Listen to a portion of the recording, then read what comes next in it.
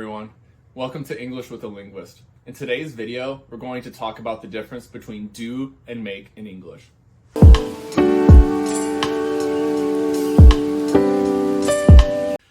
So one question that I get a lot as an English teacher is, what is the difference between do and make in English? And so this is a common question for a few reasons. So the first is that in many languages, for example, like Spanish, French, Italian, even Mandarin Chinese, in these languages, there's essentially one word for do and make together. So for example, in Spanish, you have hacer. In Portuguese, you have fazer, right? Mandarin, 做, right? And so in each of these cases, you would use that word to describe, do and make, how we use those in English. So another challenge with do and make is how the difference between these two words is taught. So I'm sure in your English learning journey, you have been exposed to lists like the ones you can see on the screen now. So often, do and make are presented in lists. So for example, there'll be a list that says you do chores, right? So you do the dishes, right? But then when we think about it, making your bed, right? This is a kind of chore. So why would you say make, right? That's one of the questions we're trying to answer in this video. So while lists may work, right, in certain cases, right, for memorizing certain pairs of words together, they don't account for all of the cases in which we use do versus make in English. Okay? And as a language learner, that's what you want, right? You want to have a concept that is able to explain all of the cases of do and make. And so in a lot of the videos that you might have seen or materials that you might have seen in textbooks, they don't explain this in a way that uses a concept. And so that's what we're doing in today's video. We're going to dive into this distinction, this difference between do and make using a concept. To do that, I'm going to use a published research article that shows how this better explanation can actually have an impact, right? It can make the difference in your understanding of do and make in English. So the research article that we're going to be using today to make sense of the difference between make and do is Lantolf and Tsai 2018. So in this article, they talk about how they developed materials to teach English learners the difference between do and make using concepts. And so the concepts that we're looking at, right, we can use images like the one you see on the screen here to better explain the deeper meaning of make and do. So we are avoiding lists, right? We are avoiding memorization, and instead we're using pictures to make sense of the concept. Okay, so for make, the most important thing to consider is that when we are making something, that there is a built-in endpoint, right? So if you can see this circle here, right, that as the person in the diagram is making the square, right, they start from nothing, and then there's some building up, and then there is some endpoint, right? There is some finished product. So, for example, if we consider make your bed, right? So when you start off, your bed is unmade, right? It's not well kept. When you make your bed, right, first you put over the sheets, and then you put over the comforter, and then you arrange the pillows. And at the end of this, you made your bed. There is a process, and there is a built-in endpoint.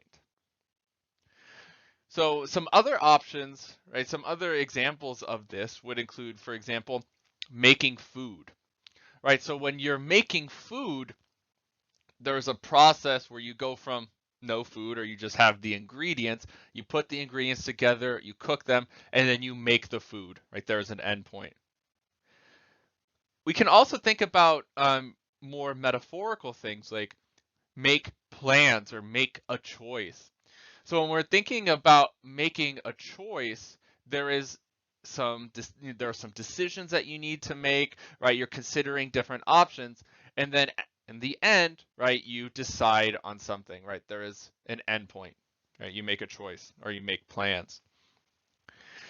So in make, right, there is a process, there is a buildup, and then there is a natural end point.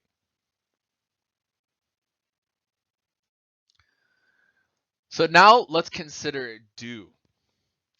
So in the case of do, we can see that the process, the activity that you're doing is essentially the same, right? See, the square is the same throughout the activity, right?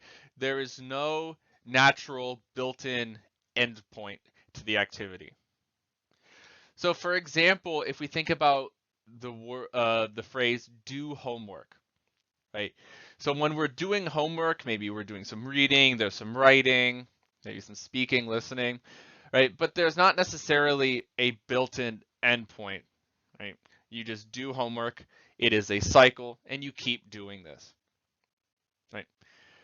Another example of this might be do laundry, right? So with laundry, right, is essentially the same event as you do laundry. So you get out the clothes from the dryer, you fold them, you put them where you want them. But essentially it is the same cycle over and over again. So in this case, that's the reason why we say things like do homework or do the dishes or do the laundry. Because essentially it is the same event that keeps repeating.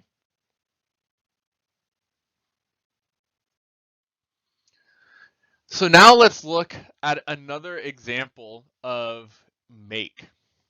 So you can see in this series of images that the person is making coffee. So right in the process of making coffee, right, you get the beans out of the bag, right, you brew the coffee, and then you're able to enjoy your hot cup of coffee. So in the case of make coffee, there is a process with different parts that ends with a completed activity. In this case, you get to enjoy the hot cup of coffee.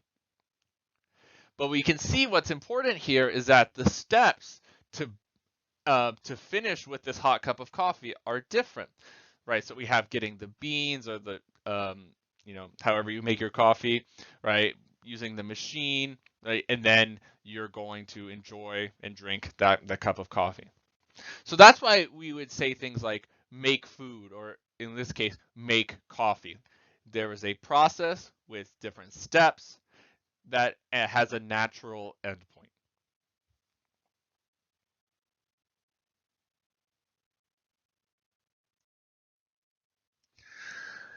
And in contrast, right, here is an example for do homework.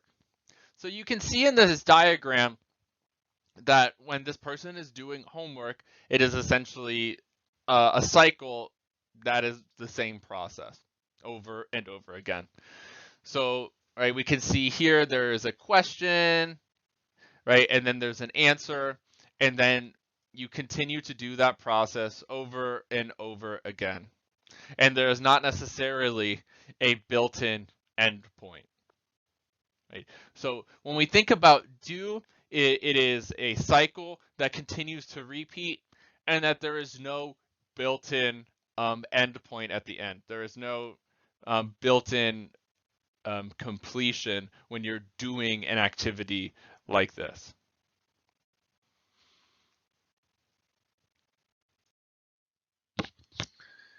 So now that we learned the concepts behind do and make in English, let's see if we can use what we learned as a tool for thinking.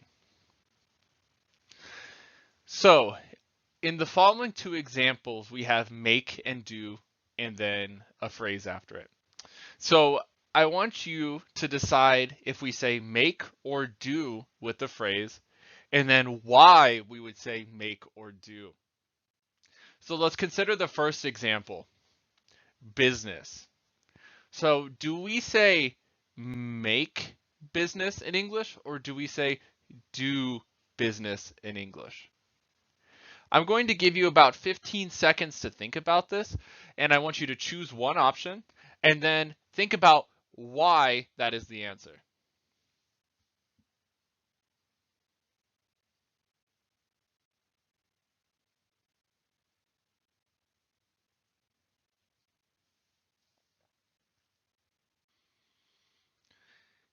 So the answer here is going to be do business. So you might be thinking, okay, so why is it do business in English and not make business? So let's use the chart that we talked about earlier as a tool for thinking. So for do business, there is no natural endpoint, right? So we keep doing different activities. It is a cycle that continues. So for example, in do business, you might write contracts, have meetings, go on business trips, and so on. So this is a process that continues and there is no natural endpoint. So that's why we say do business in English and not make business. I hope that you were able to use the concept and the chart that we talked about as a tool for thinking to decide that we say do business in English. All right, let's consider another example. So what we're going to focus on here is a decision. So do we say make a decision in English or do a decision in English? So think about what we talked about today so far and take about 15 seconds to decide.